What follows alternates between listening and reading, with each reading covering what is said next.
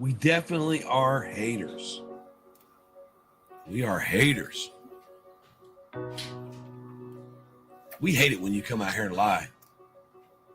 We hate it when you bullshit the public. We hate when you stand up for that killer. We hate that Devin and Damon are gone. We hate that you won't let the truth be known. We hate that she's killing her own family.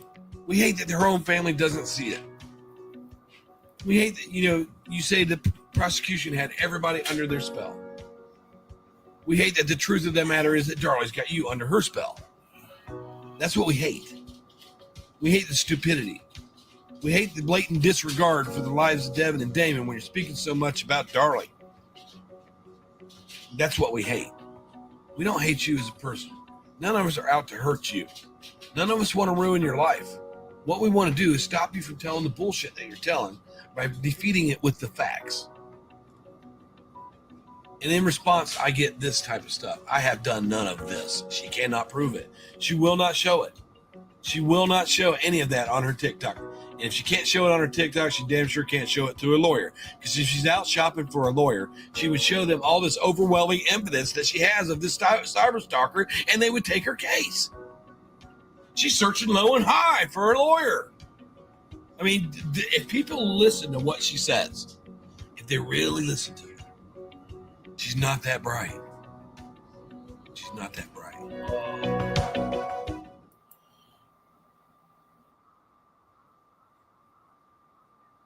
Tool for every job. I don't want to hear that commercial right now.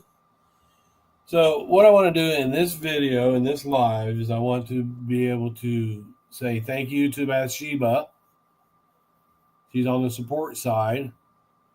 I like it when supporters and non-supporters are able to speak to each other like they've got some sense. And Bathsheba and I, we've been able to over the years a couple times, maybe get a little snippy.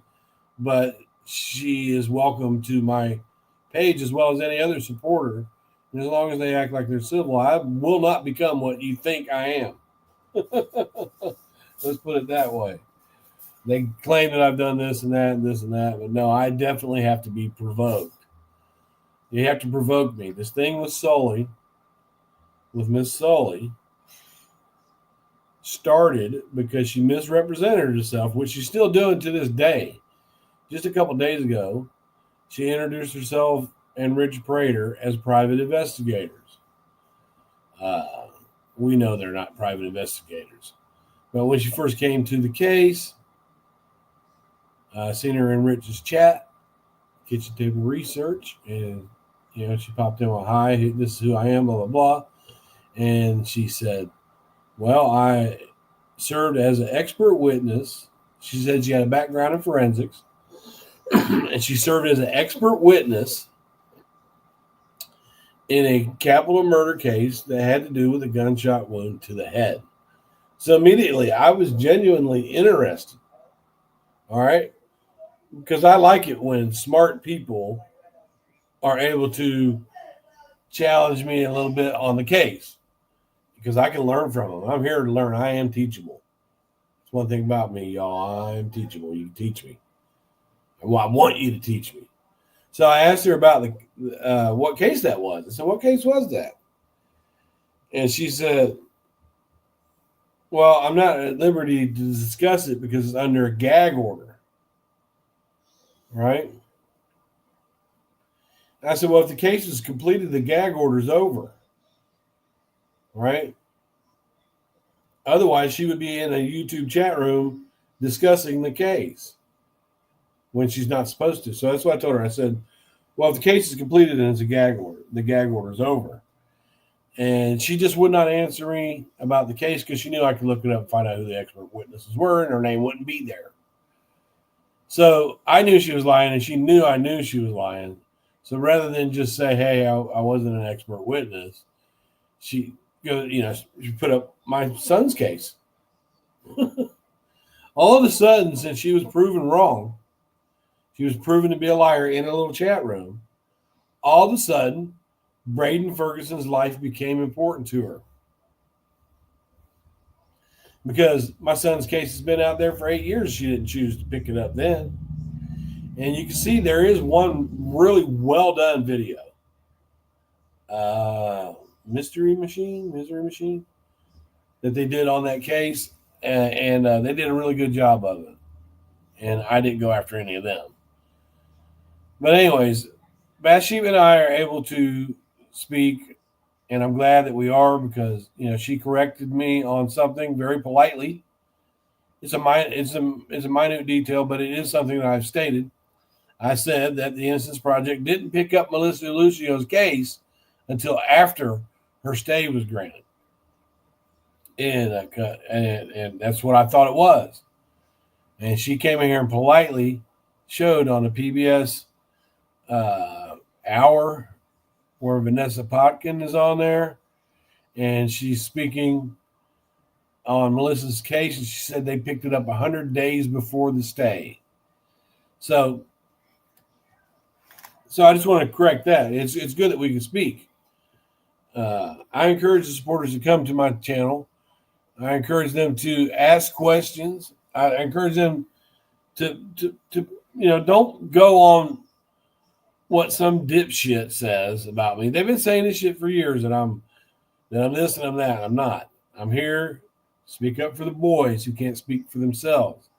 And if you're going to be out there on YouTube or any other public platform speaking on her innocence, I will be there. For one, I'm hoping somebody says, no, we got it all wrong. Here's why. She's innocent, and this is what you guys didn't know. I really am hoping for that someday. I'm hoping for that. Because nobody wants to put an innocent mother to death.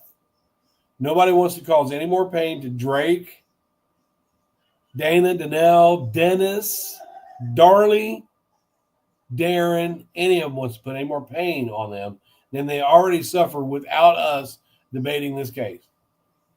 They're just going to have to deal with it. Just like Detective Patterson told me today when I was trying to, I wanted to inform him that people were slandering his son. And he said, well, people are going to talk crap in every case. So he's got the information. But, thank God for you supporters that he doesn't follow up on his leads. But, she led me to where the fact was, where I could hear Vanessa Potkin saying it herself. She's the only supporter that's taking the time to say, look at this is the show, and this is where she said it, and blah, blah, blah. So she did that.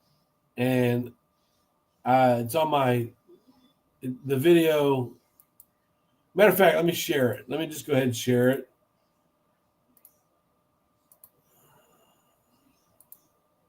See if we can see this. Under my video, it's been out about a day. Darlie Routier, the Innocence Project of New York, sort of has her case. And I still continue to believe they kind of got her case. All right, but I want to give Bathsheba the benefit of the doubt.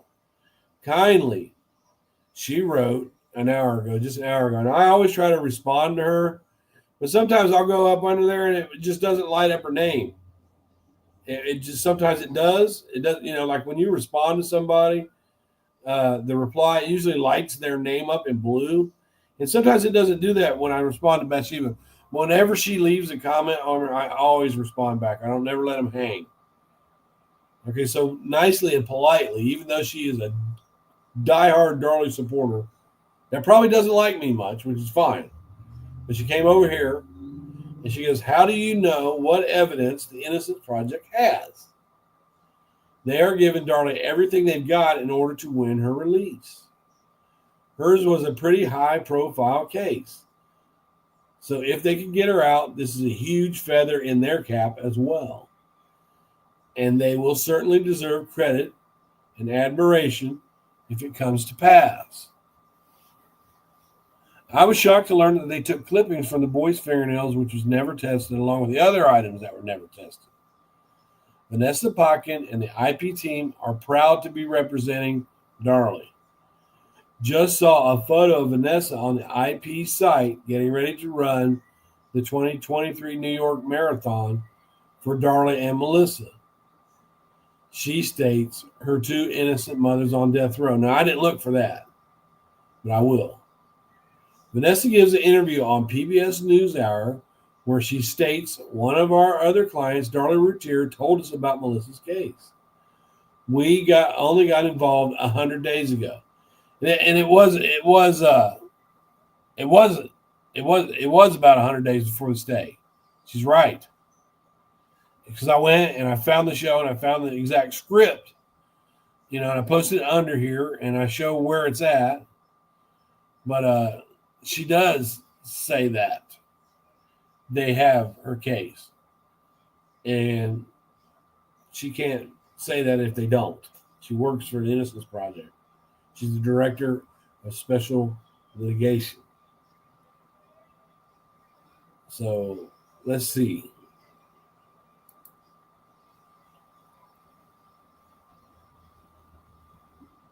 Let's put it to this. Let's do this. I'm going to go ahead and share that. We'll stop that one. Hi, y'all. And I'm going to share this one here. I believe it'd be this one. Let's share that there. If we're at full screen. And this is the actual clip of that interview. As we reported earlier today, the Texas Court of Criminal Appeals granted a stay of execution for 52-year-old Melissa Lucio, who had been set to be the first Hispanic woman put to death by the state in modern history. It was a big win for advocates who argued that Lucio was wrongly convicted and that her case represents larger problems with the criminal justice system. Amna Nawaz reports. In 2007, Melissa Lucio was the mother of 12 children, pregnant with twins and struggling to provide for them.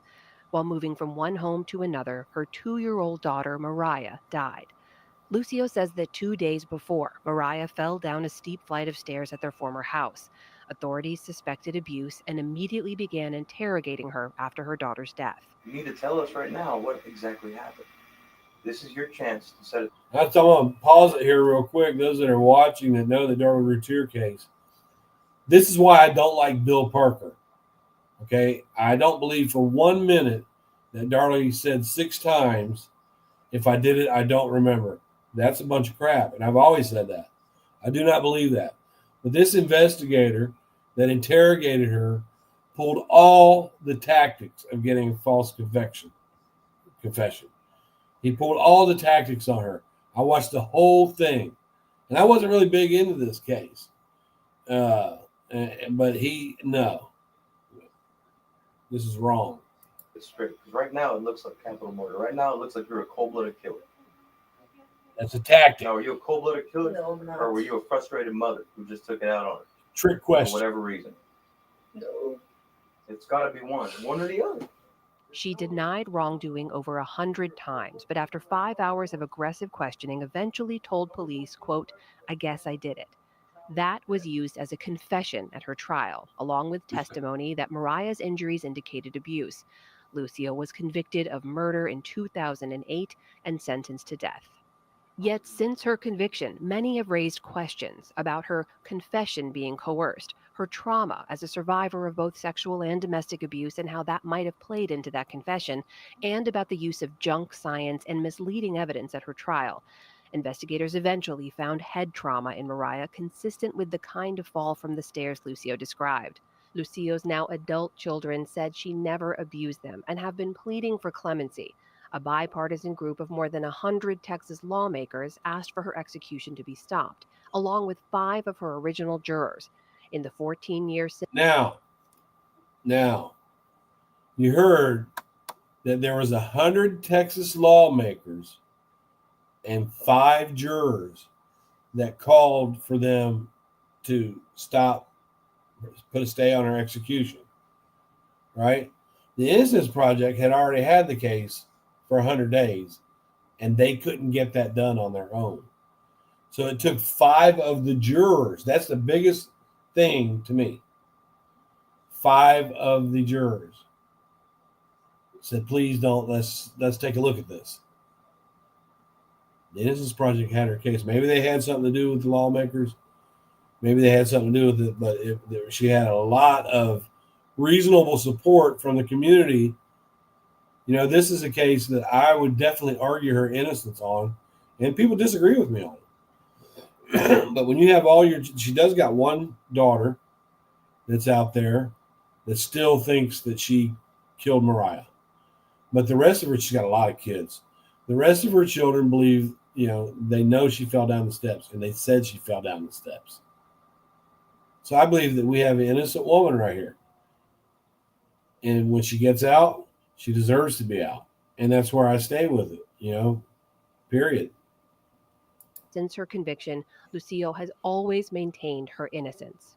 And just this afternoon, Texas's Court of Criminal Appeals granted Lucio that stay just 2 days before she was set to die by lethal injection. Joining me now to discuss Melissa Lucio's case is Vanessa Potkin, Director of Special Litigation at the Innocence Project, which is representing Lucio. Vanessa, welcome to the News Hour. Thank you for joining us. I want to begin with that news this afternoon when you heard that stay had been granted, essentially halting the execution for the time being. What was your reaction? Well, that news was the best that we could have expected because clemency would have turned Melissa's sentence. Okay, I want to make this perfectly clear, and so we know who this lady is. She is the Director of Special Litigation for the Innocence Project of New York. And she has been for some time working for them. Sentence into essentially a light sentence, but what the stay did today is put a halt on her execution so that we could go back to the trial court and the new evidence of her innocence could be litigated.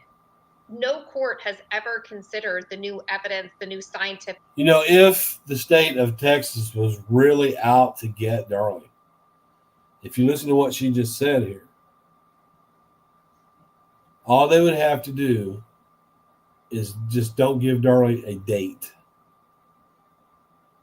Think about it. If they want to be that sneaky, just don't give her a date yet. The new medical evidence supporting her innocence claim. So this really opens the door to her conviction being vacated to a new trial. We are very confident that given the compelling evidence of her innocence, if this case was tried today, she would be acquitted. So give us a sense of what happens next now. As you mentioned, it goes back to the district court. As you also mentioned, some of that new evidence will now be considered. How quickly could that all move?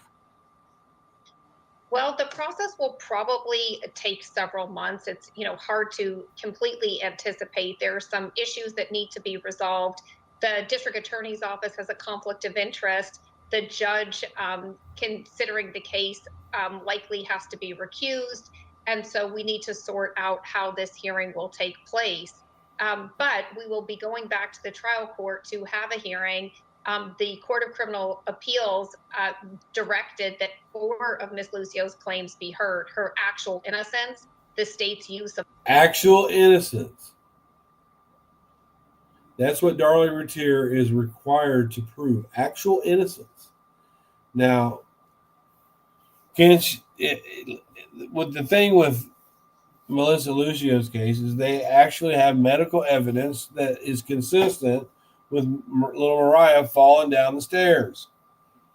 Right? Does Darlie have any medical evidence coming up that is consistent with an intruder coming into that house? The fingernail clippings that they weren't able to get Devin and Damon's prints when they had their bodies exhumed in 2002 because they were buried together, holding hands, facing each other, holding hands. And that tomb it got wet. It was water damage. They did remove the boy's hands. So I'm assuming they did the right thing at that time, which was clip their fingernails, and they're just now getting this testing done. That's interesting. To me, if Devin or Damon have DNA under their nails, it's not Darlie's, it's not Darren's, it's not a first responder, and it can come back to that DNA evidence can come back to a person, then Darlie Routier is innocent. Bottom line. If there's nothing under there but dirt, then we're back to speculation. The false testimony at her trial, the new scientific evidence of her innocence, and the fact that favorable evidence was withheld by the prosecution. New evidence, favorable evidence being withheld. At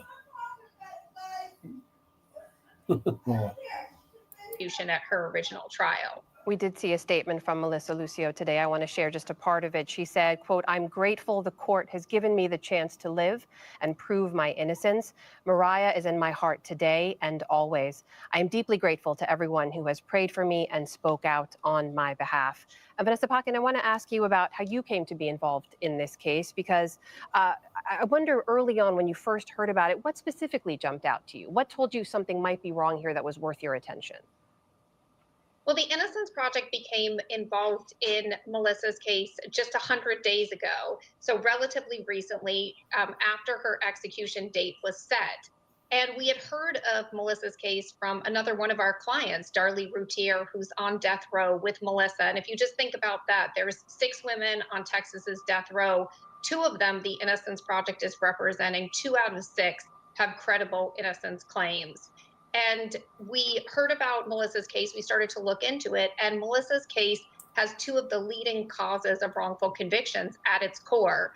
A false incriminating statement that came from coercive interrogation. 1 out of 3 people proven innocent by DNA testing falsely confessed during custodial interrogation to crimes they were completely innocent of. And false and misleading scientific evidence is one of the leading causes of wrongful convictions. About half of wrongful convictions that have been overturned with DNA evidence have involved some type of faulty forensics. What about her own history of domestic and sexual abuse? How does that factor into this?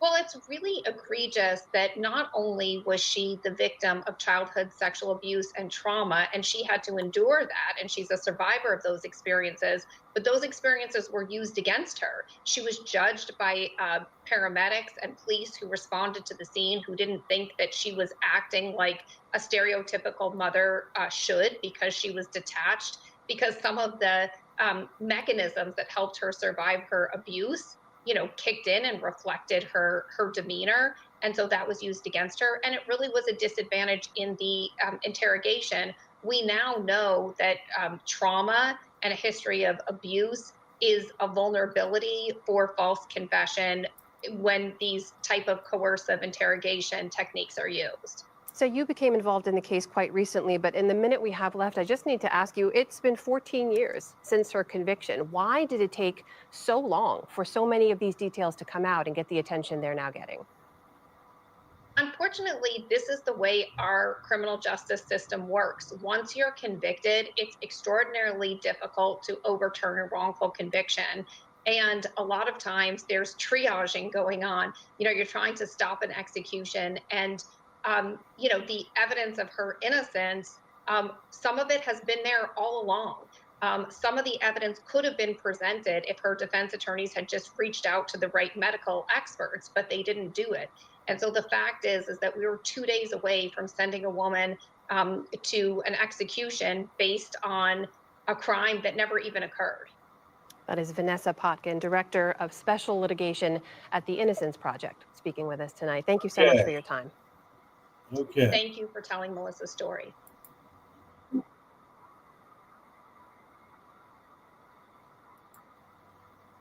Okay.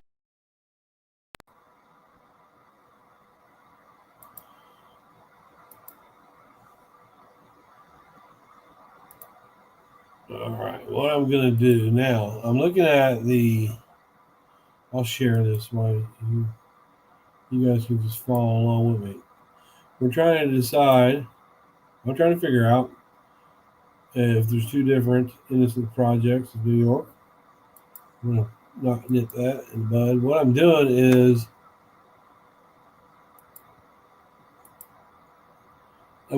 this is the staff of the Innocence Project. I'm looking through it. And there, we see that Vanessa Potkin is the director of special litigations there, right?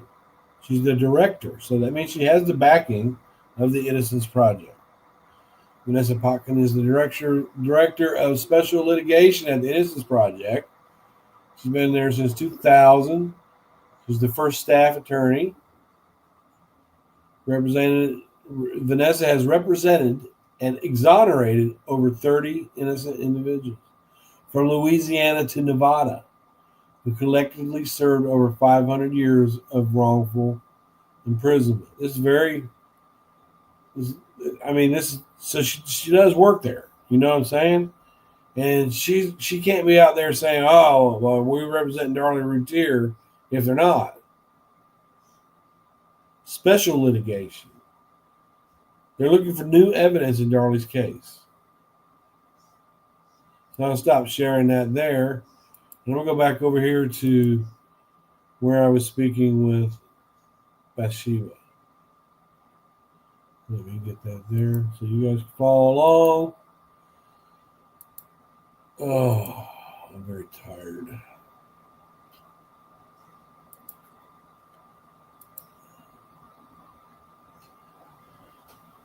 So I took what I responded to Bathsheba. You know, I took the exact comment where Vanessa was talking. I posted where they can find it. But I wanted to go back to that for this in order to answer Bathsheba. How do you know what evidence the Innocence Project has? They are giving Darlie everything they've got in order to win her release. Okay, well, Bathsheba, when you have Darlie Routier's younger sister twice within a year, she pretty much begged the public to call the Innocence Project, complete with their name and address on her TikTok, saying if you have any leads, if you know anything, call them. That tells me, you know, logically, that they're not saying to Darlie Routier, hey, we've got this, we got that, it looks really good. Because Darlie would be telling her family, and her family would just sit back and wait, and they wouldn't be desperate like that. That's my answer to that. That seemed kind of desperate. And when I called the Innocence Project, you know, because I didn't believe that the Innocence Project asked her to do that. I really didn't. And so I called and left a message and told them who she was and what she was doing. Danelle was pissed that I did that. She went on a tirade about that.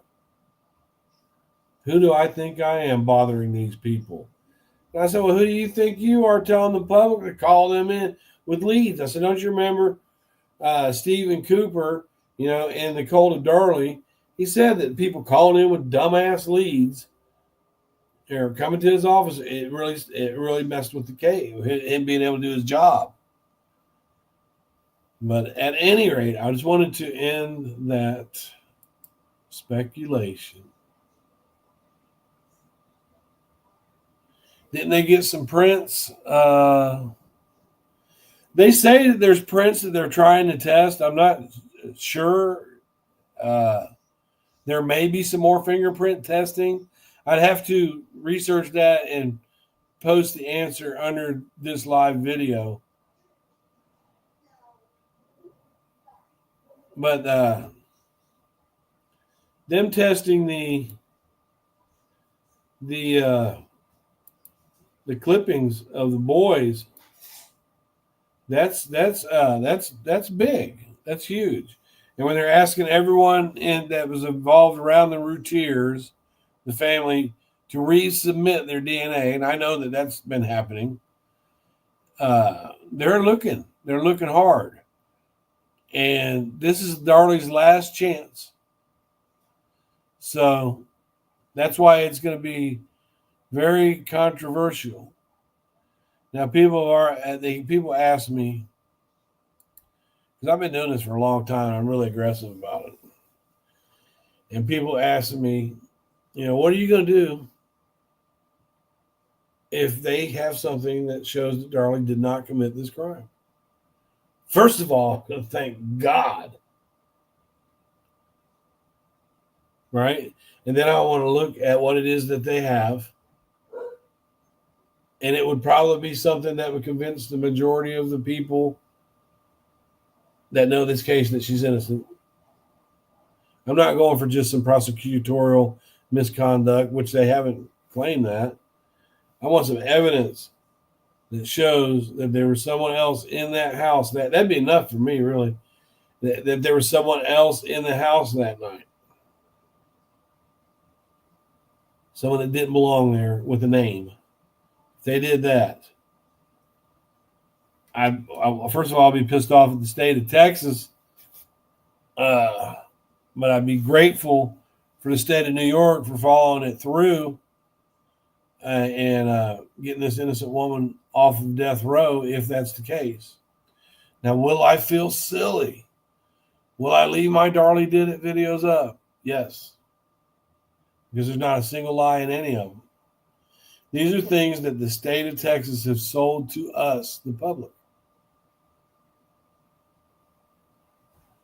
I don't have to maximize it.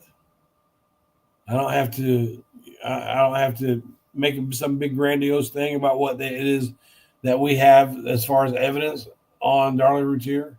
I don't have to do that. It speaks for itself. And the evidence that we have at this point shows that she's 100% guilty. Now, can we question some of the tactics of the science that was used to get her there? Yeah, we sure can. The serrated knife with the glass rods and the rubber material in it. That's a deal breaker for the defense right there. So I just want to make it perfectly clear that we can now stop saying that the Innocence Project doesn't have her case.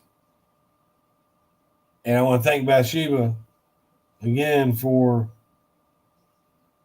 leading me to the right and correct information. I've never seen Vanessa Podkin say that before. And I never knew they had her case 100 days before Melissa's stay. So I learned something today. And I'm willing to learn something at any time.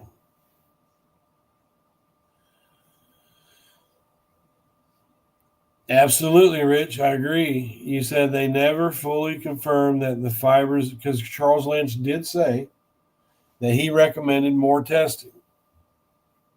So let's get that testing, right? Let's say they get that testing and they go, no, this is not from that rubber screen, not from that screen.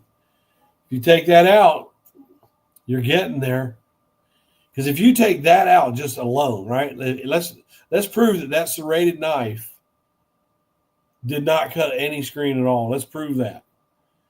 You're going to have about 60% of the people that believe that Darlie is guilty change their fucking mind on just that alone. That's huge. I mean, who would go in, grab a knife, go cut the screen, and then put it back, and then come back in? Who would do that? Right? And we've been led to believe that that's exactly what happened because of the evidence that we were told by professional experts. One of the things about Charles Lynch, so many Darlie supporters have just trashed him. They said, well, he was in a mental institution, and he had a drinking problem, and his own staff had to do an intervention on him. Yes, they did, because of that plane crash, which I've got a video that shows the whole plane crash. He had to deal with 100 and some dead bodies. And he went to drinking on it. But the man did give his honest opinion. Came back and filed a different affidavit after the court. And he said, look, you might want to test this again. He also said some interesting things about Labor and Epstein. But it seemed to me like Charles Lynch was trying to do the right thing and give his opinion.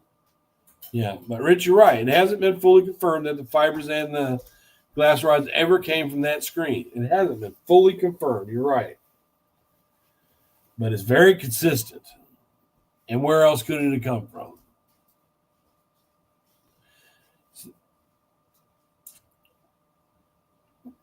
Right, Rich? Now, Rich, since you're listening here, and you're welcome to be in my chat, I don't want to, if anybody messes with you, I'll boot them. You have Sully out here claiming that you and her are private investigators. We know that you're not licensed private investigators. All right, we know that. Why would you begin your support of Darlie Routier based on false credentials and a status that you don't have? I'll wait a minute, see if you answer that.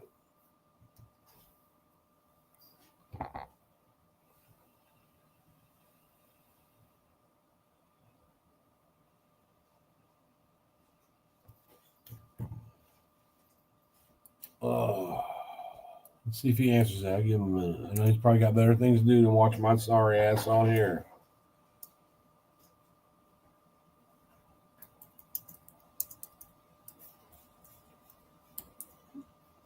And Rich, you feel free to tell me how you feel. I mean, I ain't gonna bite you.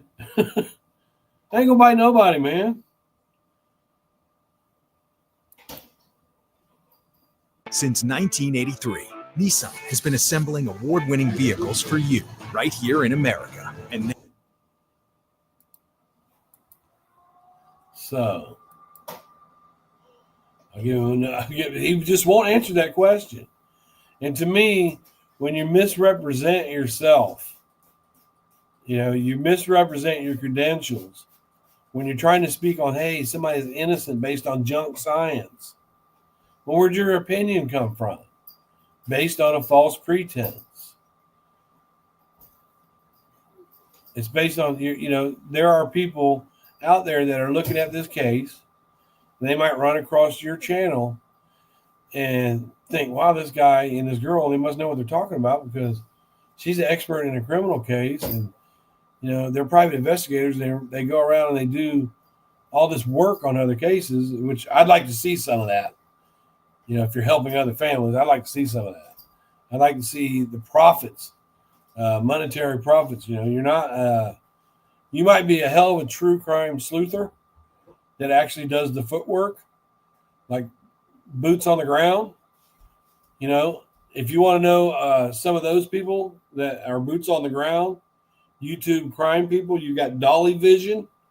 Check him out. Bullhorn Betty. Check her out. They actually go to the scenes. Molly Golightly, who I was a mod for the longest time, she actually went to the laundry house when Gabby was still missing. And there were people out there, Gabby Petito, people out there in the street. She put my name on a sign and stuck it in the laundry's yard with some other YouTubers, not just mine. But she actually knocked on the doors and said, tell us where he is. But those are true crimers that do. But I almost went down there. But those are true crimers that really they really go there. Molly Golightly also went to, I forget that young girl's name.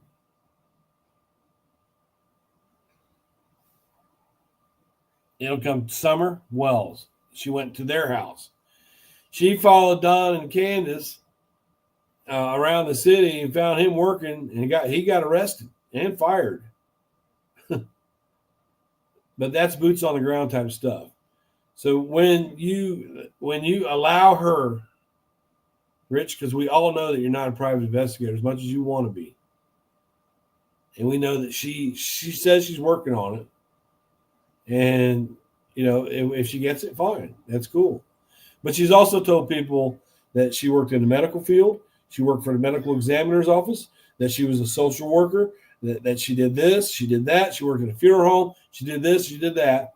All while in the same profile, She told those people, that she was severely handicapped and could barely walk. That was in her own writing. Okay, let's see. I go to the scenes as well, and I'll be more than happy to share those other cases when the families give me permission to do so. I won't disrespect those families.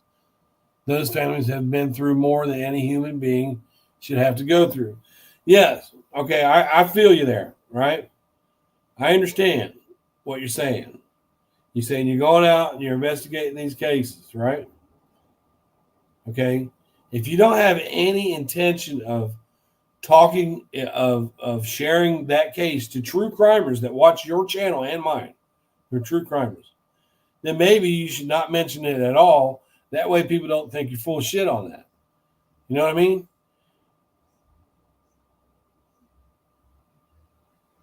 And you're looking at somebody that stood right in the spot where Devin died at. And I know that you went through you said you went through the house in 22 before Miss Gloria bought it. I just wondered, was Miss Gloria, when you got that showing, was Miss Gloria that owns the house, was she there with you? When I went through with the older Boyce Lamb. The Boyce Lamb Sr. had it, and then his son got it. And I didn't give any indication that I was there because I was a true crimer that was just interested in getting the aura of the scene and the feel of it. So no, I didn't take a single picture. Didn't do any video. None of it. And people say, well, you film everything. Back then I didn't. I was a supporter.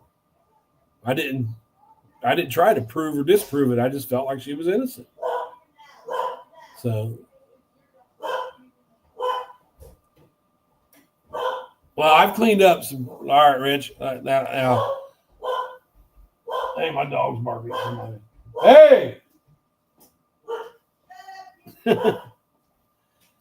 But I've cleaned up bloody crime scenes, and I put one of them on video. We're not supposed to do that. I could have got fired for that. Hang on a second. Never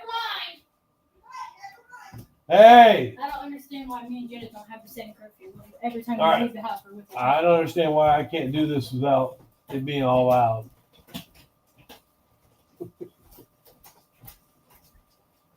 Will you shut that door, Aiden? Okay.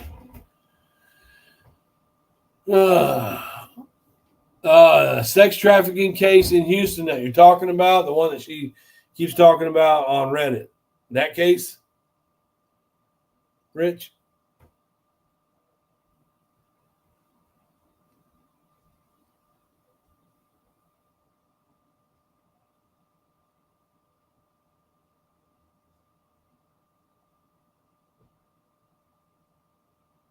Okay. He says, well, I'm the one case in Houston. I've been wanting to release that for a long time, but the family doesn't want me to because it would incriminate that victim. Okay, so what is it that, or without saying, going into specifics, if the victim made personal choices that are questionable, what is it that you're doing as a private investigator to help that case? What is it that you're doing? What are you doing?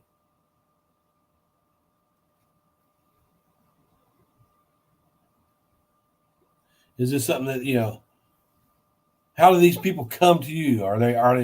Where's your, and where is your card that shows that you're a private investigator? How do they know to reach out to you?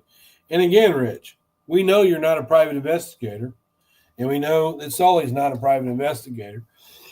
Do you think it's okay to claim you're a private investigator when you're not?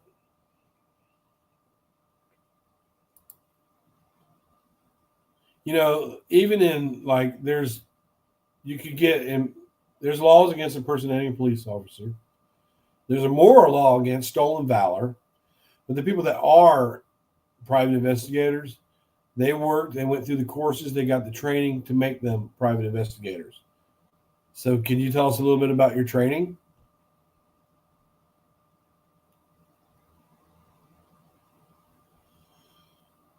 You can just watch my videos. I've got all of her Reddit posts, especially the one, Rich, where she tells the crowd that she did a true crime video about my son, and that she didn't even know me before she did that video, and that I'm attacking her because of that. That's in my videos if you'd like to see it.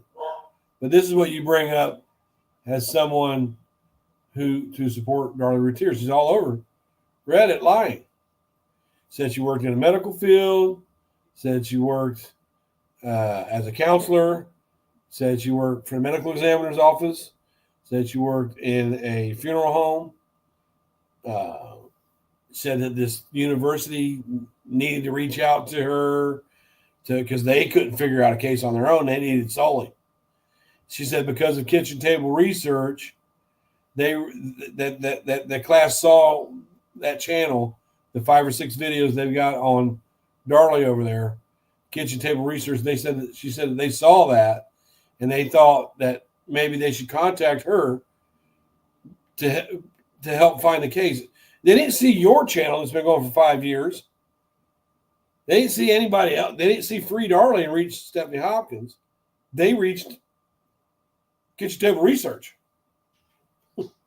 And it's not a mock trial. Just like, check this out. You said, well, I know for a fact. Okay, I'll read that in a minute. You said, I lost my train of thought because that came up. Anyways, it'll come to me in a second. I'm a little bit burnt. Hey, Christine. Be nice to Rich. We interviewed the witnesses and suspects, some in person, some phone interviews. We also went to the crime scene and met family and got one information that was available on the case. Right. Well, I've interviewed witnesses in the Darlie case. I've tried to reach suspects like Barry Fife and Chad,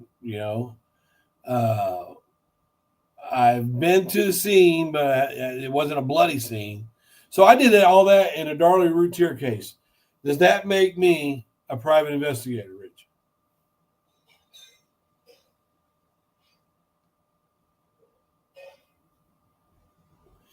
Well, no, Rich. Rich says they didn't come to us. We went to them, and they did hire us, but we're doing it pro bono. Okay.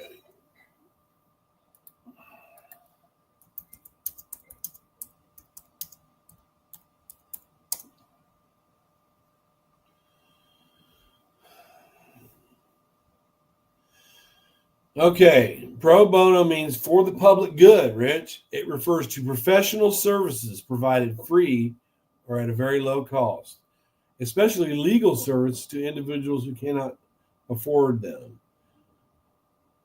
Okay, so you're doing it pro bono for the public good, and you're offering a professional service. Okay, what is that professional service that you're offering? And what's your experience?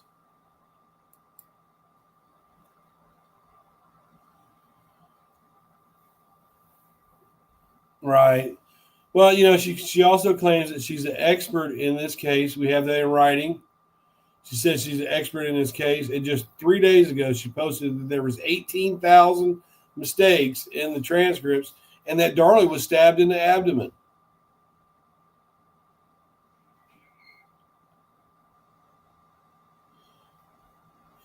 She worked for the medical examiner's office as someone who removed bodies. And she spoke on that she got $75 a pop, that she removed bodies from the medical examiner's office. She didn't do anything medical. And that's in writing on Reddit. She says she worked for a funeral home. You know that for a fact. Okay, that's cool. Why is she not doing that now? Well, Rich, this is a yes or no question. Did she know me before she put up that video about my son? Because you and I had to talk about it. Because she's lying. She's trying to say that she put up this video about my son, just didn't even know me, just wanted to cover a true crime story.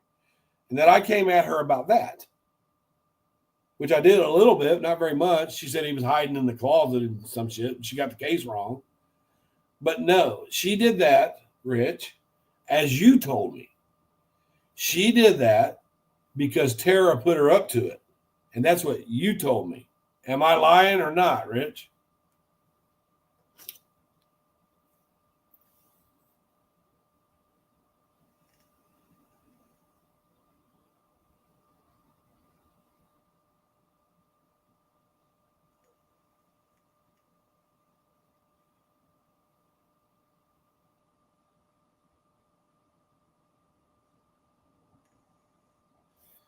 See, I always give people a chance to come. If I'm going to sit here and say things about Rich or Soley or anybody else, I always give them a chance to come to my channel and speak.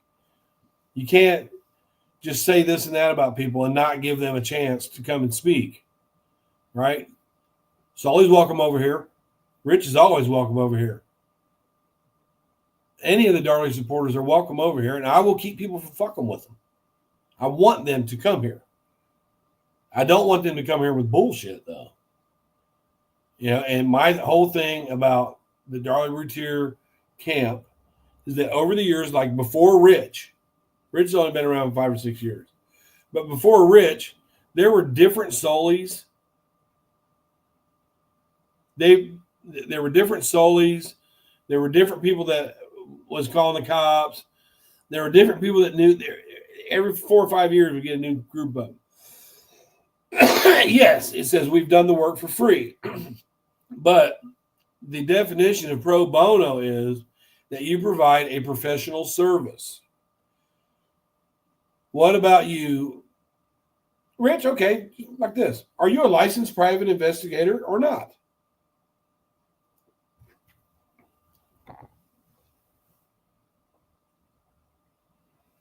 We've had so many different type of supporters, but the behavior is the same. Like if I come out here aggressively on this case, right, and I do what I do, and I'm very assertive about it. But for 20-some, since I've been a non-supporter, I've been stalking the family. I've been harassing the family. I've hacked people's Facebooks. I have threatened people's lives. That's another one someone said. I threatened their life. I've done all this stuff behind the scenes just because people support Darlie. None of it happened. What happens is they get proven wrong and it pisses them off. Like I figure out people's traits. I figure out what it is. Right? I figure out, like, I know that Rich is never going to say, yes, I'm a private investigator. No, I'm not a private investigator. He wants to keep giving that out to the people that he is talking about Darlie being innocent with. Because, if that's a private investigator, they must know what the fuck it is they're talking about. It's a simple question. Are you a licensed private investigator or not? Not going to answer it. And that's what Rich does. And with him sitting right here, I can ask. He's just not going to answer that. Not. Because you kind of have to talk around things or just ignore things like you didn't hear them if you're going to support Darlie Routier. That's the way it is. So I've done all the things that he just described here. So that was kind of him to describe. I appreciate him being here. I have done all of this in the Darlie Routier case and then some. I do not claim to be an expert like Sully, who thinks that Darlie was stabbed in the abdomen. I don't claim to be an expert. I am teachable, like Danelle taught me something about this case. Bathsheba taught me something about this case. Rich, to be quite honest with you, there's never been a time that I've looked at something of yours and said, I did not know that. Never.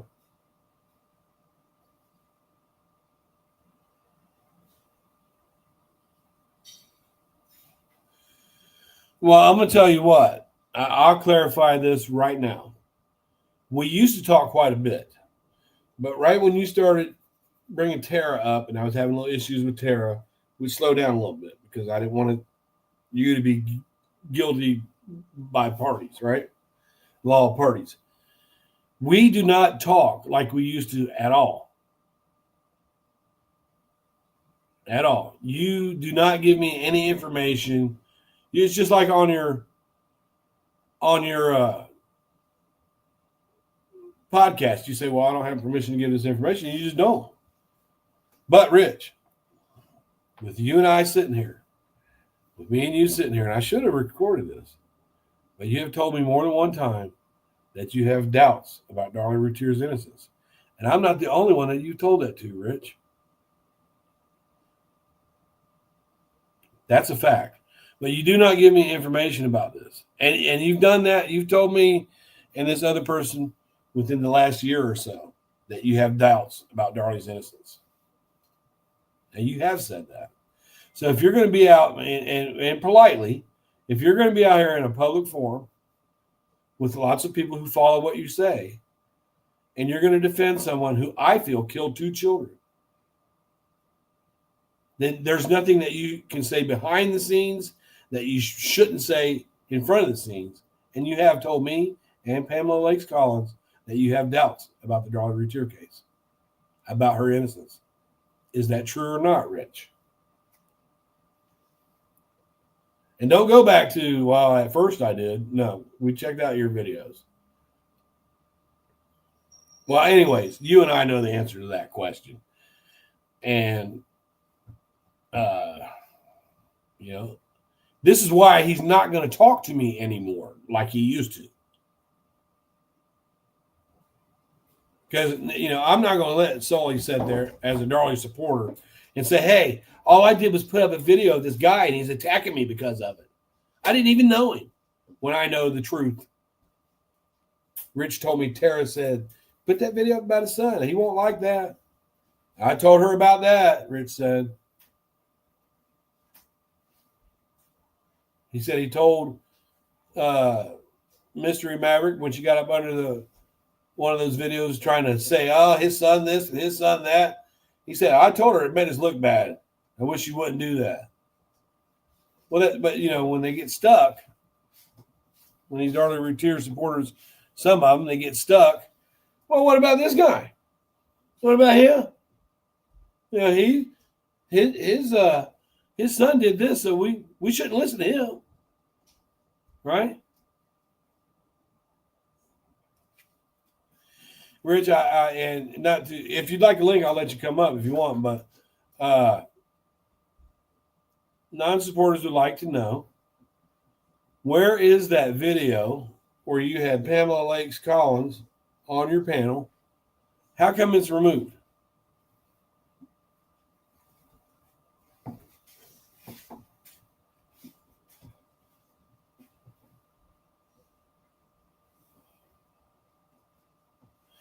And I had another question, and it doesn't come from me, but people are going to watch this. It's going to get some views since you're in the chat.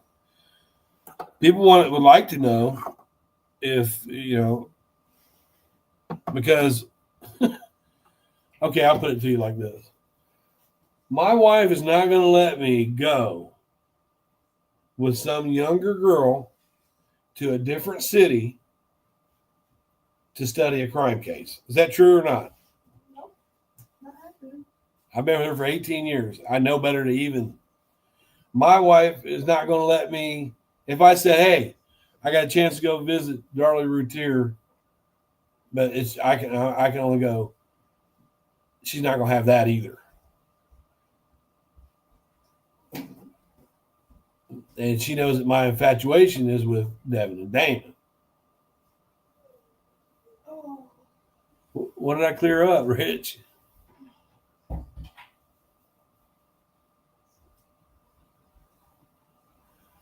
Well, see, he's gonna. Rich, you're avoiding the questions I asked you.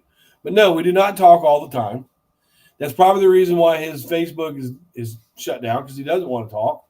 Because I do message him, he'll ignore me most of the time because he's busy. But a lot of times he'll talk to me. And I know that Rich isn't going to give me anything on the case that he's not allowed to say publicly. He gives a different opinion a little bit, which I'm not going to blast him on that. Okay, Rich. Okay. Now, I'm going to call you out on that one, buddy. He says, yes, that's true. There was a time that I had doubts, very serious doubts, but not now. Okay, Rich, you told me this, I don't know, about a year and a half ago. And you had already done 4 years worth of videos where you were swearing up and down that she was innocent.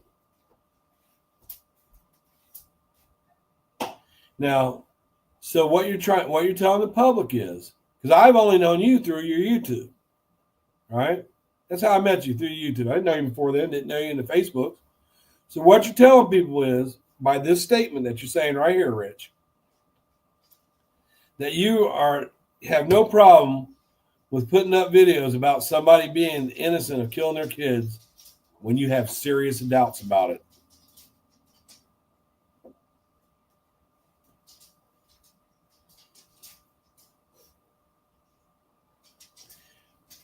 Okay, so let me ask you this. If you like a link, I can let you come up if you want. Let me ask you this. You had serious doubts, but not now. So this means that you were putting up videos swearing up and down that you knew Darlie was 100% innocent from your first video on while you had doubts. There's things in the Darlie Routier case that you can't touch because you don't want to offend anybody, especially when you're on a tight leash with the family. I'm going to tell you one thing. When I was a supporter, I didn't give a damn what Darlie Key and them said. If I felt like she was innocent and put something up there, that's all me. I didn't care what they said. I didn't care what, I wasn't under their leash.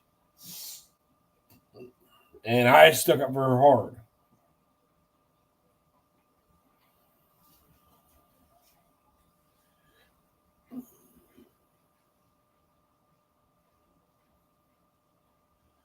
Absolutely, Rich. I know that you would never bring my son's case into that. It is what it is, man. And at any rate, and you've seen people do this to me over the years. I'm not making stuff up. You've seen several supporters do this to me. They bring up my son's case, right? If that helps Darlie Routier seem innocent, they continue to bring the case up every day. Because none of these people that have dug up my son's case in trying to somehow exact revenge on me for getting a fact correct,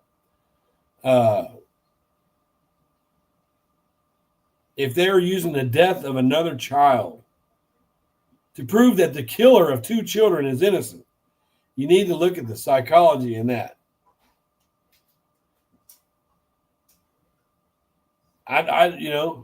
I always tell them, so you want me to send you a shovel? No, Rich has never said anything about my...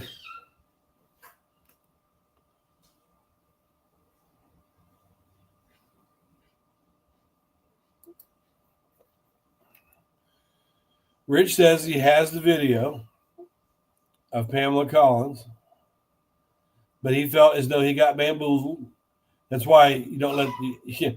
You try not to worry too much. You get mods, and you try not to worry too much about your chat when you're in there because they will sidetrack you.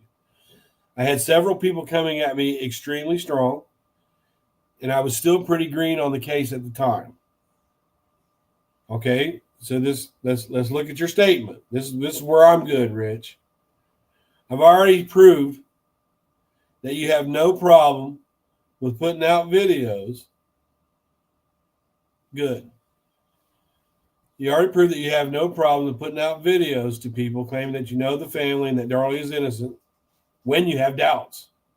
We've already proven that, right? Because you've told me you have doubts and you were serious about it. And I said, when you told me that, the first time you told me that, I said, Rich, if I didn't think you were sensible and I didn't think that maybe you would listen to common sense, I wouldn't even be talking to you. That's what I said to you when you told me you had doubts. Okay, so he has the video of Pam and him.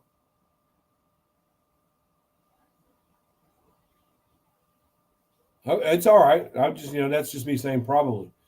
I have the video, but I felt as though I got bamboozled. Well, were people cussing at you? Did you make some mistakes in that case? Because I saw that video before you took it down, Rich. And Pam kicked your ass, is what happened in it. Pam would kick my ass to debate this case. That's what happened, Rich. She got you.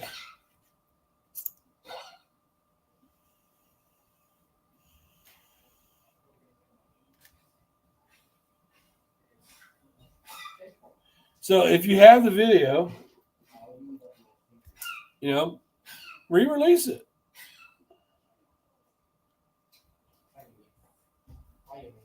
I also have you, since I have you here, you stated on your channel that Darlie said, hang on a second. Get out of here.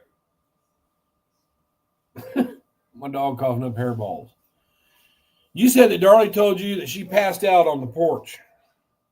Bathsheba says she passed out on the porch and Terry Neal held her up. But the people that testified, the people that were there, the medical people, the police personnel, they didn't recall Darlie passing out on the porch. And I don't recall Terry Neal standing on the porch when she was out there or any testimony of it. So where am I incorrect at?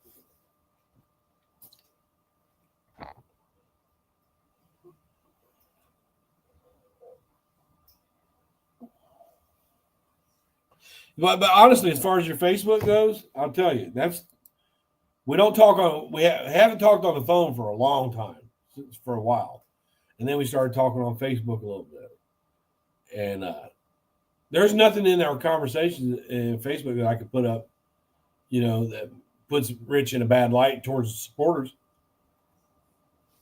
No, he talks to me the same as he talks on, he's not ever going to tell anybody that he has doubts. He can't say that was a long time ago because we just have him, you can watch this video and it proves that, yes, he will put out videos about how innocent Darlie is while he has doubts.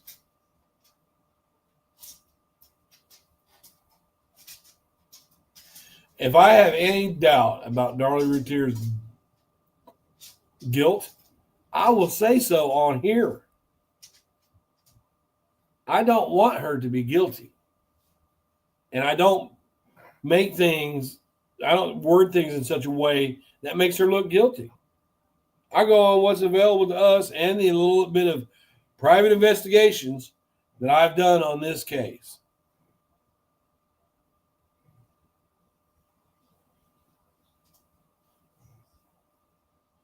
Rich, do you think that it's fair for you and Sully representing Darlie's family, Darlie's innocence, to come out and tell the public that you're private investigators when you're not? Do you think that's helping Darlie? Or do you think that makes it look like people who support Darlie kind of fib about things just a little bit?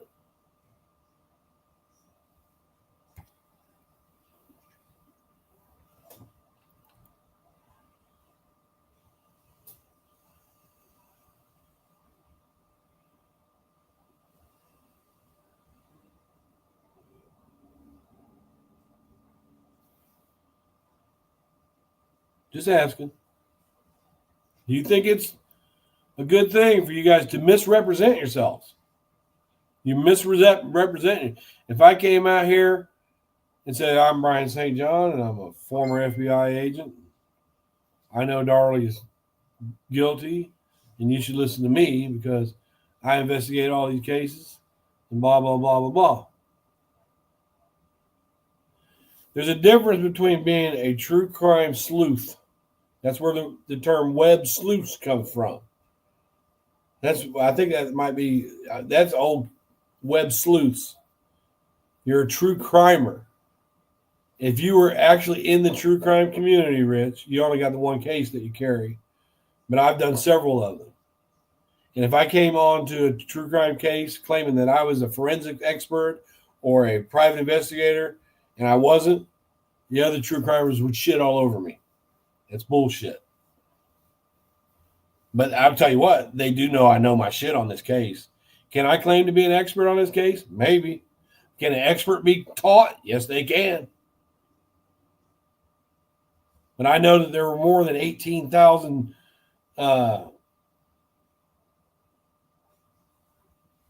mistakes in the transcripts after writing down there. But look, I'm an expert in this case. I've got it posted. She's an expert. She's a fucking fangirl, dude. I know the family. I talked to Darlie. You know, Brittany Holberg is innocent. She put a fucking lamp down an 80-year-old man's throat and left him there and absconded the state.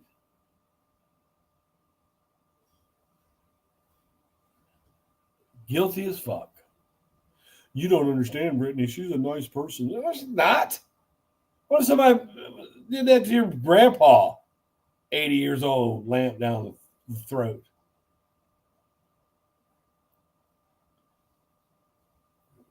And she wants to go on and on and on about. He threatened me. He threatened my family. He's called my mom. All this shit that I didn't do. None of it. But I do have it posted where she got in my fucking messages and told me, I'm going to publicly embarrass you. And then she claims that she's being bullied. That's bullying. When somebody says, I am going to publicly embarrass you, that's an attempt at bullying. That's what bullying is. I don't bully her. I hold her accountable for the bullshit she says. I think it's inappropriate, in my opinion, to make a happy birthday video with your young child on there to a death row inmate. Period. That's my opinion. But did somebody go after her son or something like that? I sure didn't. I could care less. Nobody is out to get anybody.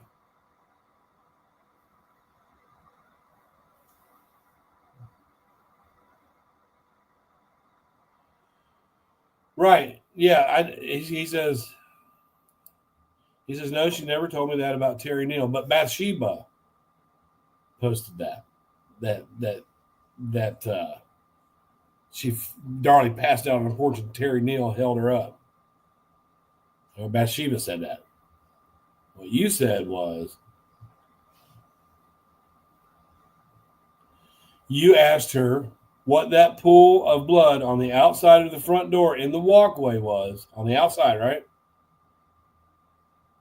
And she said she passed out there. Okay, well, let's look at that statement, Rich.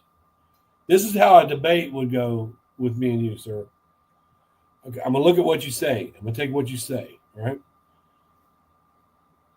I asked her what that pool of blood was on the outside of the front door on the walkway, and she told me she passed out there.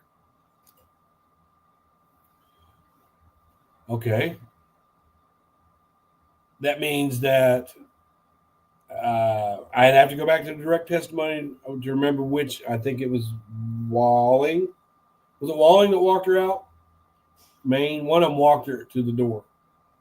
Then they brought the stretcher up and put her on the stretcher. Did any of those people just not notice that she fell out and was bleeding on the porch? Because that's not in the testimony anywhere. That's in Darlie told Rich that.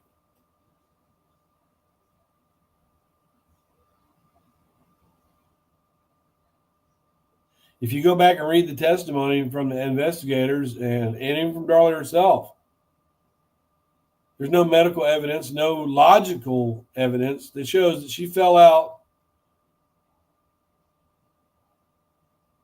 on the front porch and started bleeding.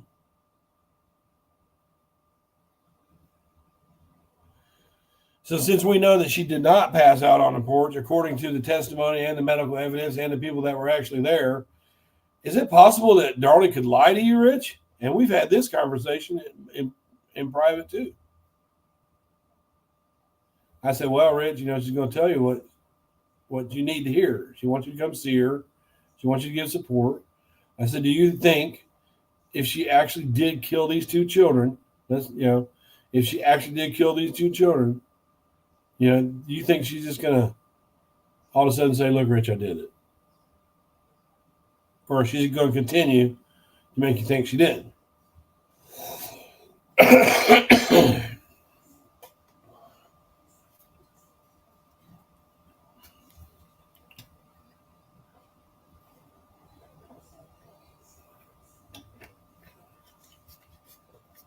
Here, the thing is, I very rarely get Rich in my chat. And I've got a lot of questions for him. But, just his answers and some of the stuff he's saying right here tells me, gives me what I want to know. The most important thing is that he will not admit that he's not a private investigator. He wants everybody to think that. So does Sully. And that's misrepresenting the facts. That's disrespectful to Devin and Damon, because people that are wanting to learn the case, they say, you know what, I might want to check this guy out here. He's a private investigator that goes to see her. It's not fair. It's disrespectful. And I think you should man up on that. That's my opinion. Because I'm a special prosecutor. Did you know that? I'm a special prosecutor.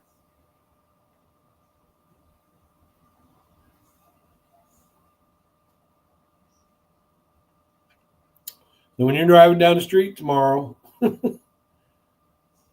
you're feeling like a private investigator, Rich, just know that you're not. And that's misrepresenting. I'm not being rude to you, sir. You are avoiding that question, and you've continued to avoid the question. Are you a licensed private investigator? I've asked you before. You continue to avoid it because the answer is no. I'm not.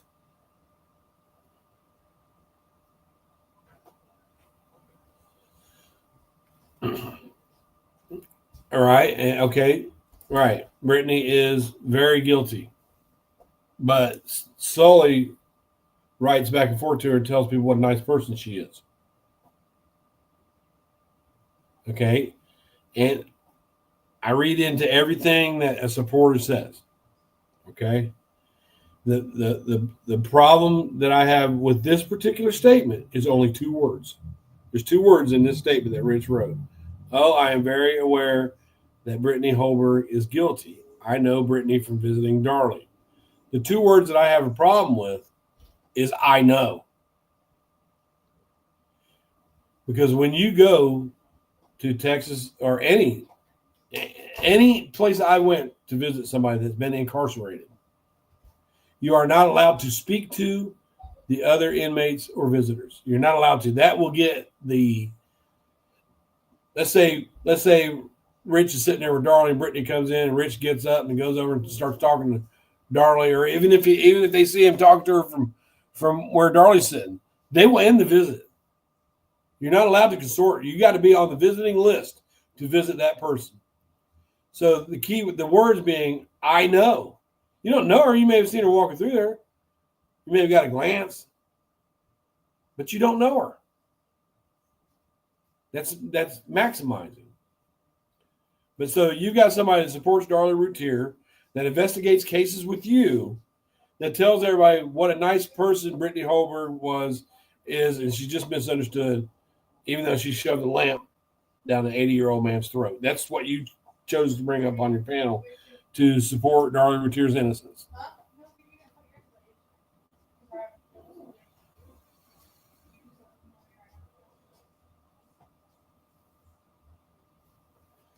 That's right.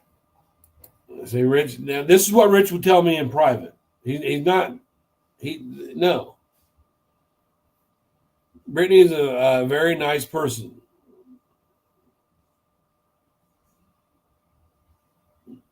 No, she's not. Tell that to the family of that 80-year-old man. If she could do that, all right. If you could, what she took his money. She fled the state. She just left him there with a lamp shoved down his throat. If you could do that, you probably couldn't be described as a very nice person. But sadly, she got herself wrapped up in the world of drugs and prostitution. And she should pay yes, she should pay the price. Okay. On your recent podcast, Sully brought up Mary Rickles. She didn't tell the whole story, of course. She didn't say everything. And you know there's sufficientness to Mary Rickles. But she brought up some of Beja's drug interactions that were, from like 2002, 2016, even her traffic record. Now, Sully says that she's afraid of being doxxed and that people have doxxed her publicly. Well, what does Sully think that a picture of Mary Rickles and her police record and an address on one of them on your channel, what does she think that is? Would Mary Rickles think that she was being publicly doxxed?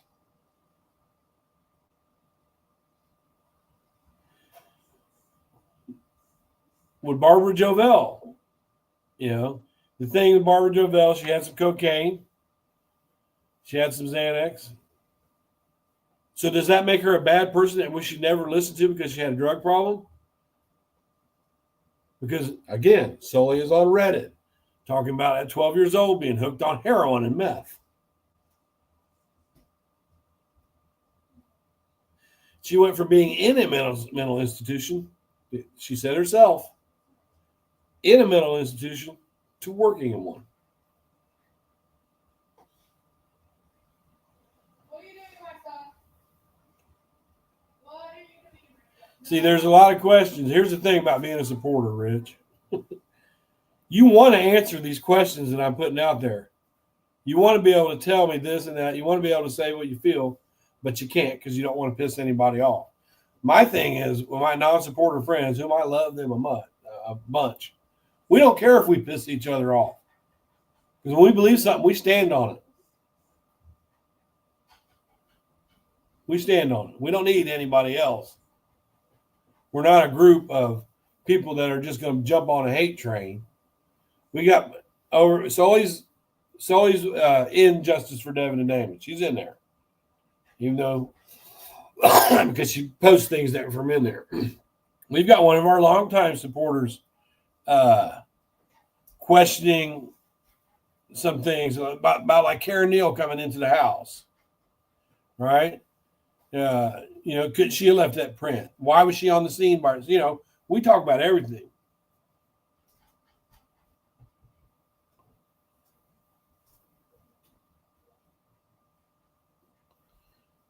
Okay, that's reasonable, Rich. You always come with a reasonable answer.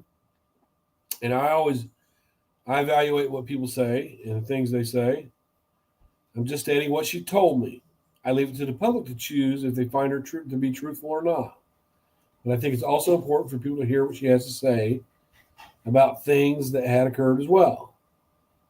Okay, well, yeah, all right, that makes sense. Because I used to send her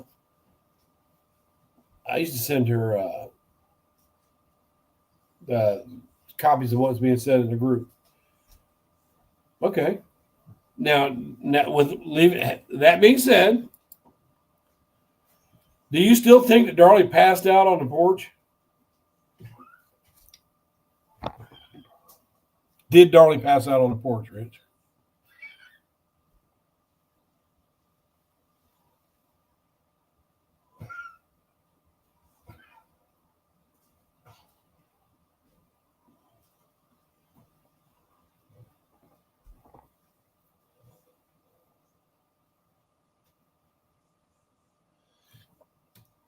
And here, Rich, okay, because Sully watches every video that I put up.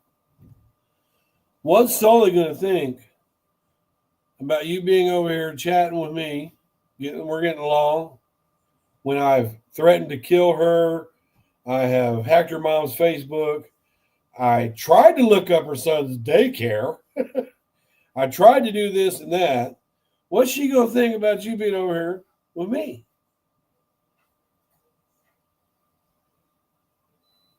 Do you believe any of that shit, Rich, that I've done this and that? Do you believe any of it? I'm not going to say nothing else. I'm going to let you answer that. Do you believe that I've done the things to Sully that she says that I've done?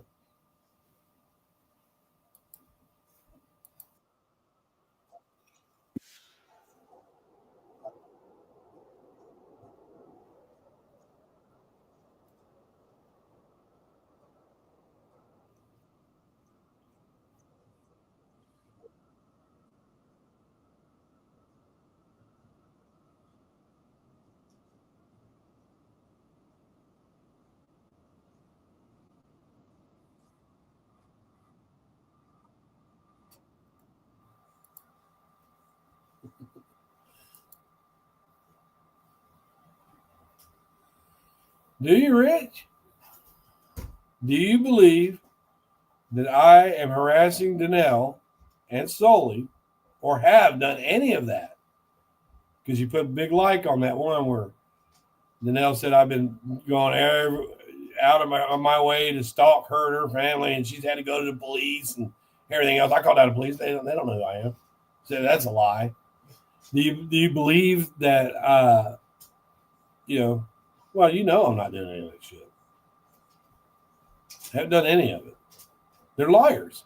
Why do you think that makes me so mad when they come out and say, well, Darlie this and Darlie that? Because I know they're liars. I have not done anything. I know they lie. They lie.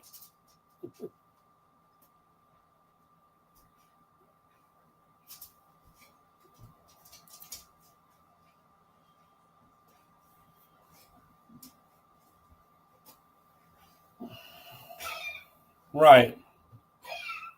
I get that. Will you go somewhere? I get that. That when you visit,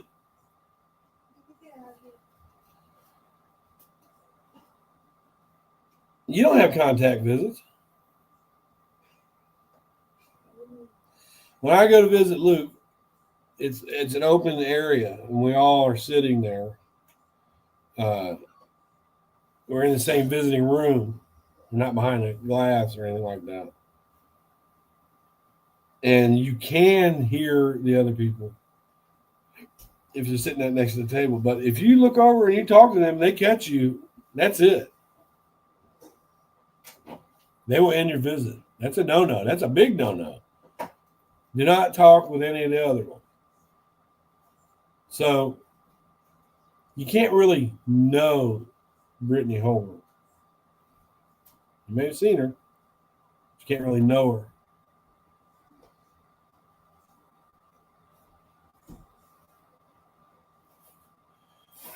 So, Rich, since you're here, let's work on filling the gap between supporters and non-supporters. And I'll ask you again, based on what you read that you put a like on Danelle's post over there, and based on what Sully's telling you that I've done, do you believe that I've done any of that stuff? Do you believe that I've done that? Do you believe that it warrants FBI and all that shit? Do you believe that? Do you believe her at all? Or do you think she just scorned because I called her out on her shit?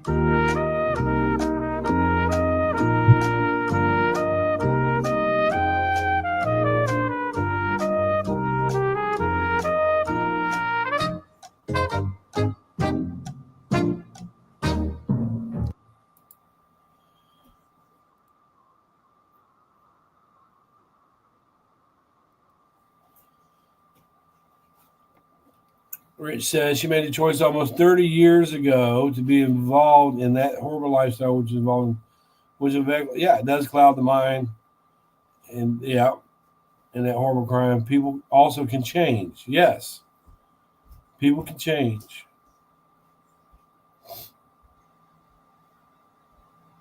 All right.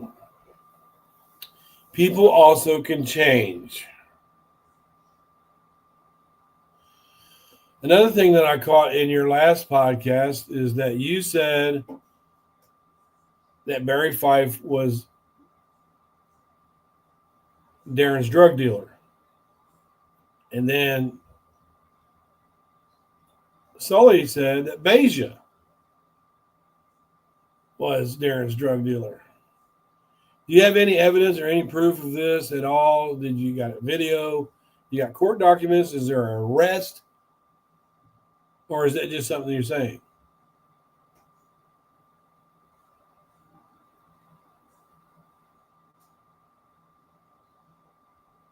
Because don't you know,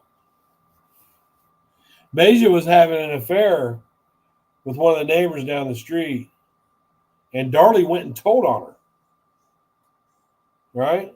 She said, she told that woman, your husband is sleeping with Beja, who works for me and was a bridesmaid at my wedding, and she also cleans up my house. But I need to let you know that she's sleeping with your husband. And then a few days later, here, Beja, will you watch Drake while we give this interview? Can you clarify where that came from, Rich? Because this is what your sidekick said. Beja was sleeping with somebody, and Darlie went and told on her. So Beja was mad that Darlie told on her.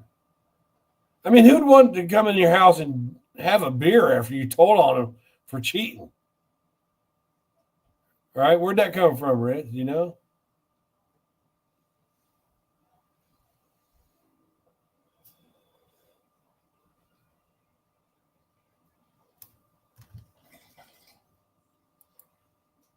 Okay.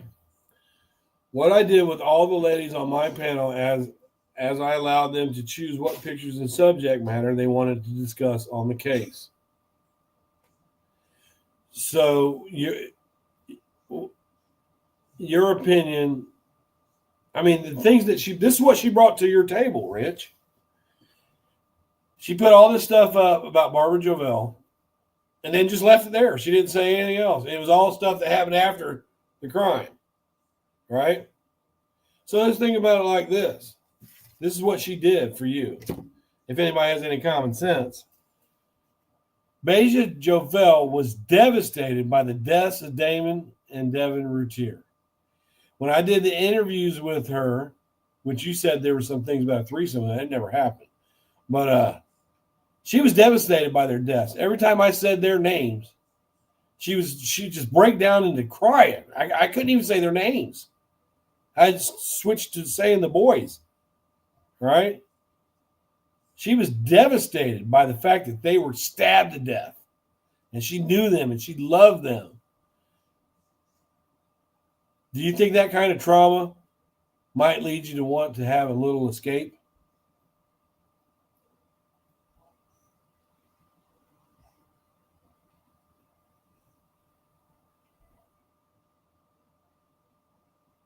Do you think it's possible that Beja suffered some mental issues, because of the fact that those two boys that she loved very much and knew them personally were stabbed to death?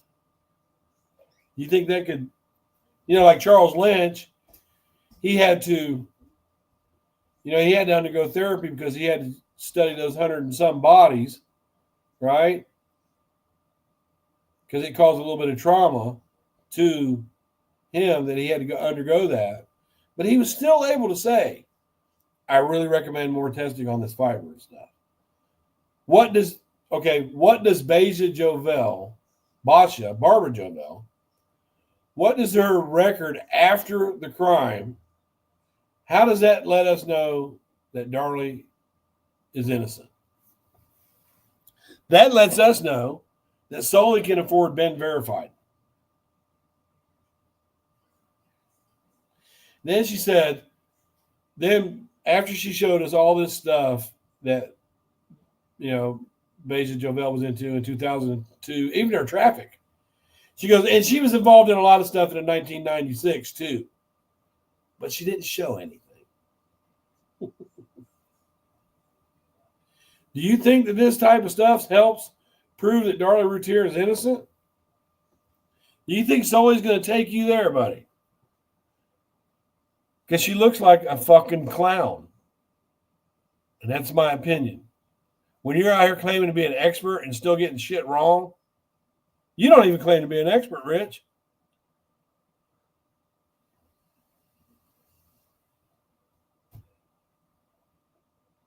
So here, I just got two questions, and I want to shut the live down. I'm ready to go to bed. Two questions. I'll give Rich a chance to answer them. I know that a lot of non-supporters are going to see this, and a lot of supporters are going to see this.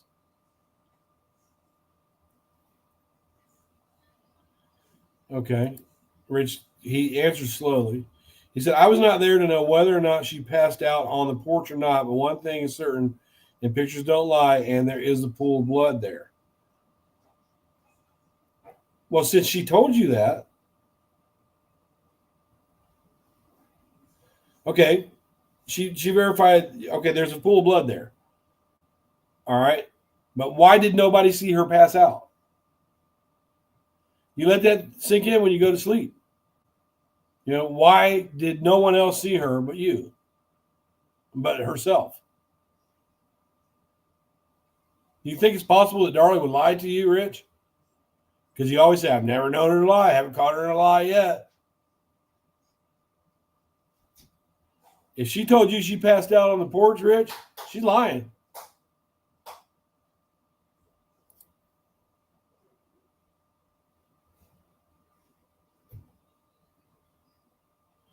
Okay. You said you think it's quite possible that she could have passed out on the porch, regardless of what everybody else who was there says. All right. So just two questions for you.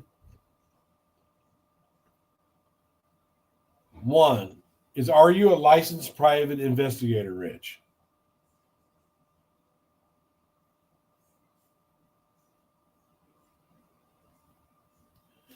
And two, if you're not, do you think it's appropriate for your sidekick Sully to come on TikTok and tell thousands of people that you're a private investigator and she's a private investigator?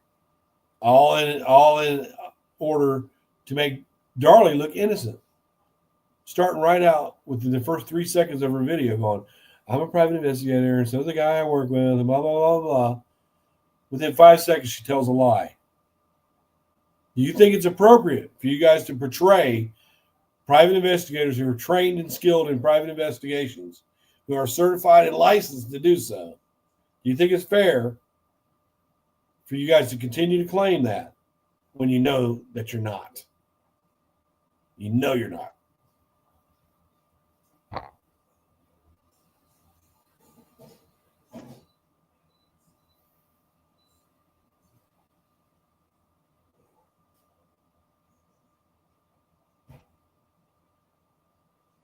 Sometimes he takes a minute to answer.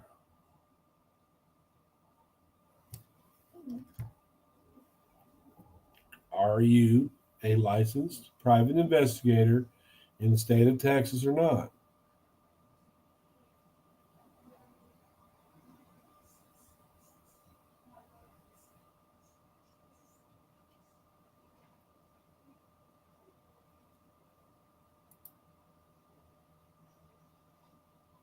I follow that. But I'm just asking you, Rich, because there's a lot of people going to see this, and they're going to see the chat. And, you're very outspoken on the support of Darlie Routier's innocence. Everyone, it's Rich Prater. He runs RJP Darlie in YouTube. You type it up, that's him. For the last 5 or 6 years, he's been telling us about how innocent Darlie is. You can go over and check out his podcast, because I think it's important for people to know both sides of the story. So I would encourage you to go look at Kitchen Table Research. Mystery Maverick. I would also encourage you to look at Rich Prater. And I would encourage you to look at Free Darlie Routier on YouTube, because that's the other side. And it's important for me, to me, that both sides are heard. So not only do I feel like that's important, I'll show you that it's important, because I'll lead you to where to go look at the other side.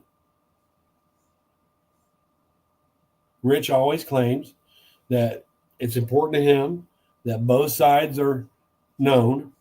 And then he goes on to show you where to look for support side. He doesn't show you where to look at the non-support side. Doesn't mention it.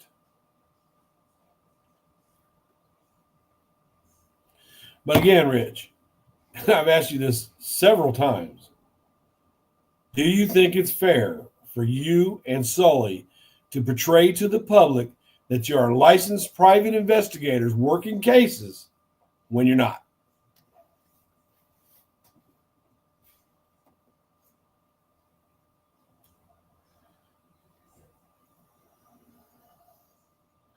Oh, and then you got some of them fools over there saying,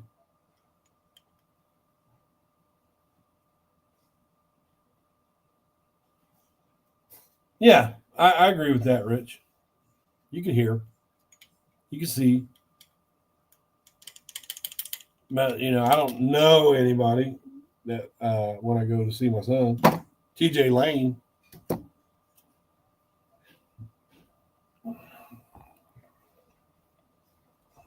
Again, Rich, I just want to see if you'll answer this question. Do you think it's fair for you to portray yourself as a private investigator while representing the innocence of Darlie Routier when it's based on a lie on a credential that you don't have? And these same people that are saying that you're a private investigator and she's a private investigator are saying that Cron is just a fingerprint guy. Does that make any sense to you? We know that Cron has extensive CSI experience. Yeah. Yeah, that's cool. He said Brittany Holberg has always been very nice to you. So if she starts getting rude and shitty with you in the visit room, what do you think is going to happen? It's got to be nice. But do you think it's fair for Sully and yourself to claim that you are private investigators when you're not? Do you think that if you present yourself based on a lie and you're trying to tell everybody this woman is innocent, then they look in the Texas license of private investigations to find out that you have lied? Because that's what did it for me, Rich. A simple lie. A lie that Mama Darlie told. When she told me she always thought Darren had something to do with it, but she denied ever telling me that in public. She said, I deny. I most certainly deny. Don't you dare, blah, blah, blah. She didn't think I would take that post and put it in the room. So one lie. And here was somebody that supported Darlie wholeheartedly. I got one lie. And I was like, wow, why would she do that? Why would she say one thing in public and something else in private? She must have something to hide. People only lie to deflect from the truth. That's what started it for me. One lie. So I'm going to tease you guys and make jokes about that private investigator because it's bullshit, Rich. You shouldn't be telling that to the public. You say, look, I'm a guy who believes in Darlie's innocence. A friend with the family. I've been to see her. But you're not a private investigator.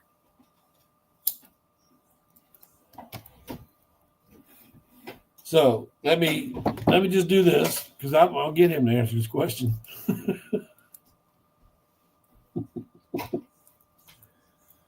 That's typical, Rich. If you can't answer a question as a supporter, you just don't.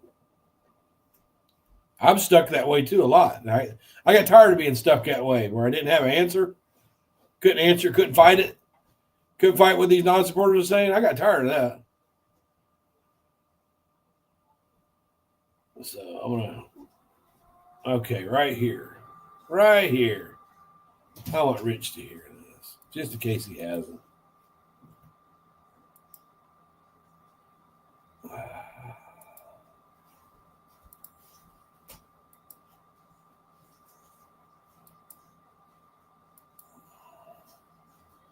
Okay. This is Darlie Routier War Room on Facebook. Let's see if you can see her. Can you see her? Yeah, you can see her. Ain't she pretty when she puts all that shit on her face? But anyways. Favorite true crime host solely and private investigator, and today me and the partner that I work with, who is also a private investigator here in Texas. Hey, what's up, guys? It is your favorite true crime host solely and private investigator, and today me and the partner that I work with, who is also a private investigator. Okay, Rich. I played that for 10 seconds. And in 10 seconds, she presented falsehood to the public. Within 10 seconds of her support for Darlie Routier, she lied. Is that what you want to represent Darlie Routier's innocence?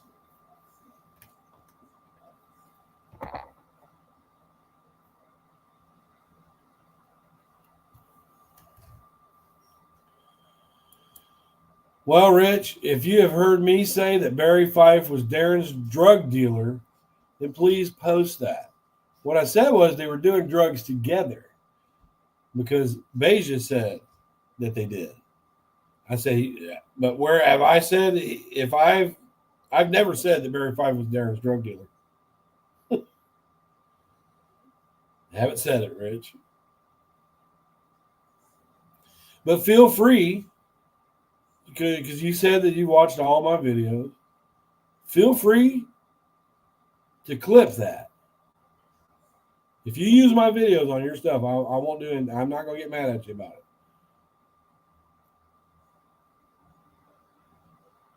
But at any rate, I'm not trying to tell the public that Darlie Routier is innocent by saying, they were into some bad, shady stuff. I'm not going to say that, I'm not going to put it all on Darren. You know what I mean? She takes a little, they found some, a white powdery substance and a razor blade and a 2.5-inch straw on a gray tray. And she turned that into Darren's the kingpin in this big drug empire that owes people money. What you don't realize that she's saying is Darlie allowed her husband to have cocaine in her house. He didn't try to hide it, did he? This is the same person that Sully threw a fit when she moved from Colorado to Texas to get her hands on them opioids that she was getting for her severe handicap that she has. There's a big post about that too.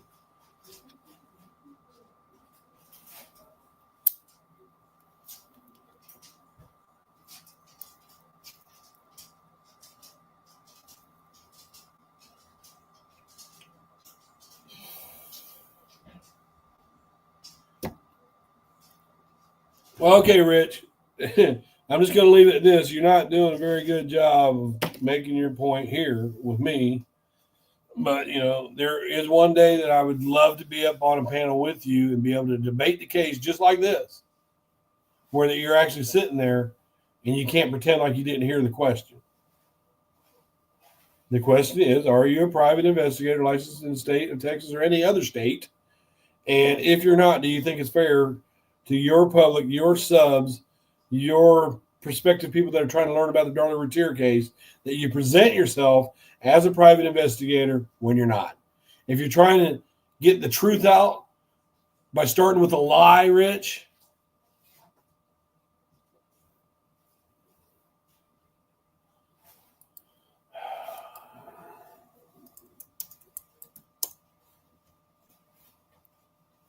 it's very frustrating.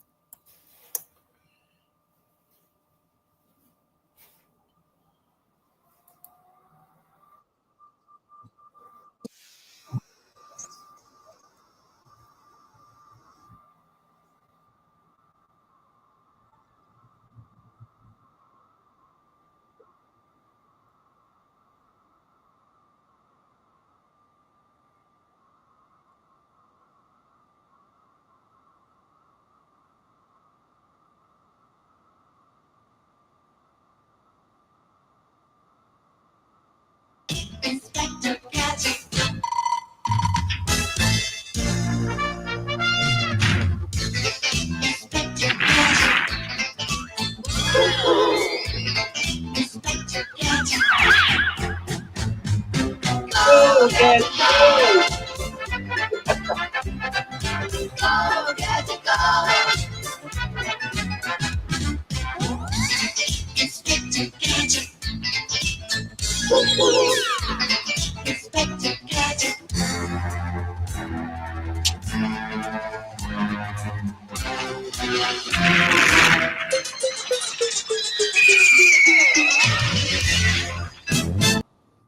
Rich, you gonna change your name to Inspector Gadget, buddy?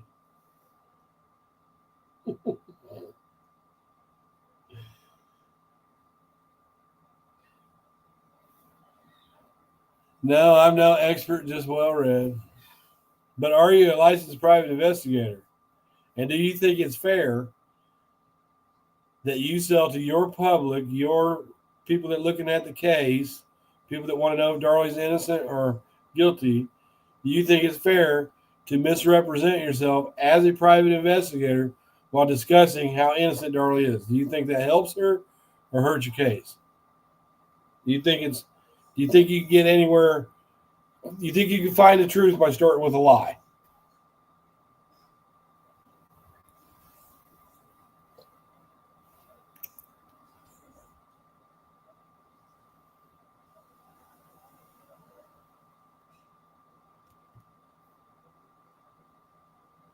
And the thing about Beja being, because Sully did say Beja was Darren's drug dealer.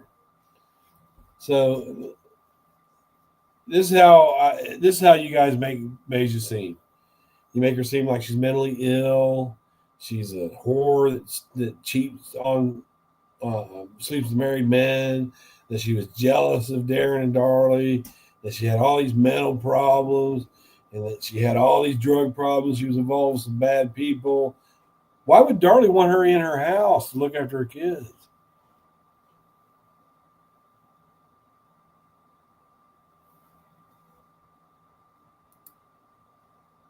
Just because they didn't state that she passed out doesn't mean she did. Whoa, this is a tough one.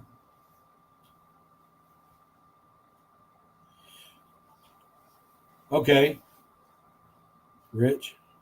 They talked about where they put her on the stretcher, right? How many of you know I'm going to dig this testimony out? But they were talking about they put her on the stretcher and she laid down, and that's when Darren talked to her. But no one said they helped her up onto the stretcher because she had passed out. As a matter of fact, Rich, that's where they gave her the field shock test. That's where you press it on someone's finger and watch the white come back into it, right? To determine whether or not they're in a state of shock. They did that shock test on the porch, Rich. Had they done it after she passed out, there would have been signs of it.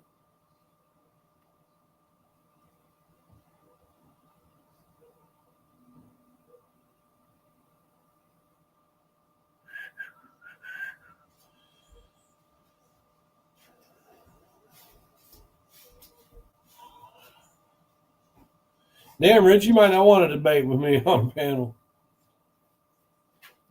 I hope we can do this again sometime too.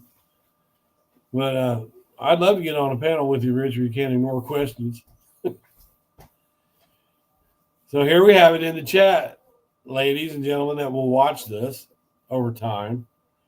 I've asked Rich several times, was he a licensed private investigator? And he refuses to answer that question. And in this chat, we also, we have it proven that Rich has no problem with putting up a Darlie Routier as innocent video while he has doubts. Those are the two things that I've proven just from his behavior and his own words without anybody getting snappy or mean with each other or nothing. Rich knows that it's wrong to represent Darlie Routier based on the lie that you are a skilled private investigator. He knows it's wrong. He knows that's wrong. And he has never answered that question. Are you a private? Never. But he'll let Sully say that. And he'll say, well, I know for a fact that there was supposed to be an online SNU thing. You can't do a mock trial online. Mock trials are done in person. You know, like you said that you guys are saying that Greg Davis and them did, you know, out in Kerrville, that they held a mock trial, right? You can't do a mock trial online. How do you present evidence online? How do you look at somebody's demeanor and the way they're talking? That's very important in testimony, body language. It didn't happen. But we saw it here, you guys. If anything else, we know that Rich will put up the video talking about Darlie's innocence when he knows damn well he's got doubts.